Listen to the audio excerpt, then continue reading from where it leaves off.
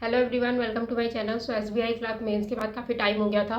Preparation एक halt सी हो गई थी और मन नहीं कर रहा था कुछ भी आगे का प्रिपेयर करने का, बस स्टिल कंटिन्यू तो करना ही पड़ेगा। और ऐसा था कि सबसे पहले अभी आरआरबी के एग्ज़ाम्स होंगे और इस बार आरआरबी के एग्ज़ाम्स ऐसे हैं ना कि पहले कंडक्ट हो रहे हैं। मतलब जनरली जो एग्ज़ाम होते हैं ना वो अगस्त के फर्स्ट वीक में होते हैं, लेकिन इस बार जो एग्ज़ाम्स हैं वो जुलाई के लास्ट वीक से स्टार्ट हो रहे हैं, तो थोड़ा पहले कंडक्ट हो रहा है। जैसा लगता है शायद नोटिफिकेशन भी एक हफ्ते या 10 दिन पहले भी आउट हो सकता है। अप्रैल है वो ऑलमोस्ट आधा से ज़्यादा निकल चुका है, तो मुझे ऐसा लगा कि प्रिपरेशन को कंटिन्यू करना चाहिए। तो मैंने क्या सोचा कि इस बार के प्रिपरेशन में मैं जितने भी मॉक दूंगी ना वो थोड़ा सा मतलब मैं हाई लेवल से दूंगी, मॉडरेट टू हाई वाले जो जितने मॉक रहते हैं, क्योंकि वो बहुत ज़्यादा हेल्प करते हैं आपकी फर्दर प्रिपरेशन के लिए। क्योंकि मैंने अभी जितने भी एग्जाम दिए ना, मैंने यही देखा कि लास्ट 2 ईयर से जो एग्जाम्स का लेवल है ना, वेदर इट इज प्री और मेंस दोनों में ही वो लेवल बढ़ चुका है। अब आप ऐसा नहीं बोल सकते कि आरआरबी क्लर्क है तो बहुत ईजी आएगा या आईबीपीएस क्लर्क है थोड़ा मॉडरेट साइड पे आएगा, पीओ ही हार्ड आता है, ऐसा कुछ नहीं है। जो आरआरबी पीओ होता है उसका लेवल कभी कभी बहुत अच्छा आता है, और क्या आप किसी एग्जाम से उसके लेवल को जज नहीं कर सकते। एग्जाम का लेवल बढ़ता ही जा रहा है और कंपटीशन भी बढ़ रहा है। तो आई थॉट कि अब मैं जितने जो मॉक टेस्ट दूंगी ना वो थोड़ा हाई लेवल के दूंगी, क्योंकि लास्ट ईयर मैंने कुछ गलतियां कर दी थी, मुझे ऐसा लग रहा था कि तो मुझे इस बार उसको रिपीट नहीं करना है आरआरबी के एग्जाम्स के लिए जो मैंने स्पेशली करी थी। तो सबसे पहले मैंने सोचा कि प्रिपरेशन अगर मैं मुझे फिर से कंटिन्यू करनी है तो मैं एक मॉक लगा के करती हूँ। तो मैंने अभी स्मार्ट कीड़ा का मॉक लगाया आरआरबी क्लर्क का। ये फ्री है, तो अगर आप चाहो तो आप भी लगा सकते हो। मुझे बस लेवल चेक करना था कि मेरी प्रिपरेशन अभी कहाँ तक है। तो पहले आप देखिए मेरा स्कोर। तो ये आप मेरा स्कोर देख सकते हैं। मैंने दिया था जो मॉक फर्स्ट है 2025 का, तो आरआरबी क्लर्क का है ये। तो मेरा जो स्कोर बना 71.75 बना आउट ऑफ 80 और परसेंटाइल 95 है। थोड़ा स्कोर और अच्छा इंक्रीज़ हो सकता था, पर ऑफकोर्स क्वांट में स्पीड नहीं है मेरी उतनी अच्छी, तो मुझे ऐसा लग रहा है कि उसको और इंक्रीज़ करना ही पड़ेगा।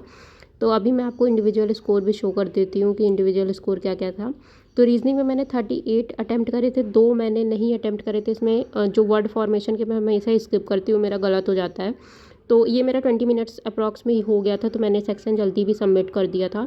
और उसके बाद क्वांट में ऑफकोर्स मेरी स्पीड थोड़ी सी कम है, तो मैंने इसमें 35 ही अटैम्प्ट करे थे।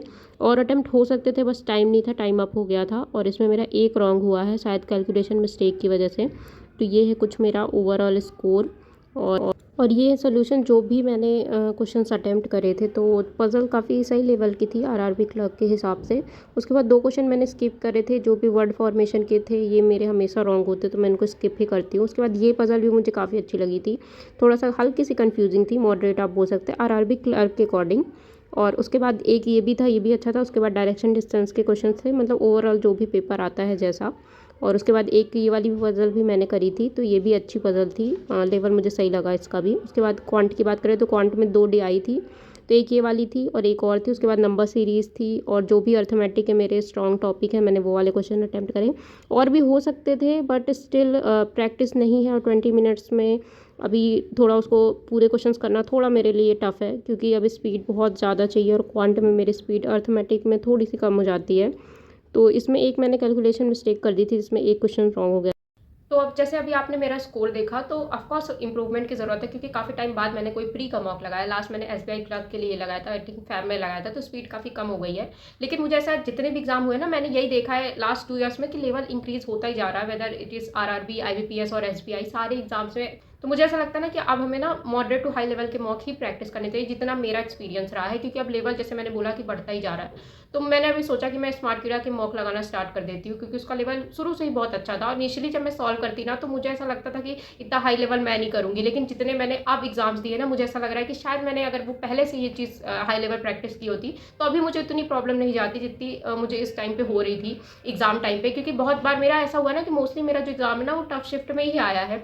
तो टफ शिफ्ट में अब फायदा मिलता है कि नहीं मुझे नहीं पता, पर वहाँ कॉन्फिडेंस जरूर डाउन हो जाता है। तो मैंने सोचा कि अभी से मैं प्रैक्टिस करती हूँ, मोस्टली वो वाले मॉक लगाऊंगी जो मॉडरेट टू हाई की कैटेगरी में रहते हैं। तो मुझे ऐसा लगता है कि थोड़ी सी उसके लिए भले हमारे स्कोर कम आते हैं ना, लेकिन वहाँ पे एग्जाम में आप टफ शिफ्ट में आ जाते हो ना, तो वो बहुत ज़्यादा आपको हेल्प करता है एग्जाम टाइम पे। मुझे ऐसा लगा कि अभी आरआरबी के एग्जाम है, तो आरआरबी के मॉक लगाना ही सही है। साथ में आईबीपीएस क्लर्क इस बार लेट होगा, जनरली वो आरआरबी के एग्जाम्स के साथ ही होता था, एक वीक का ही गैप रहता था।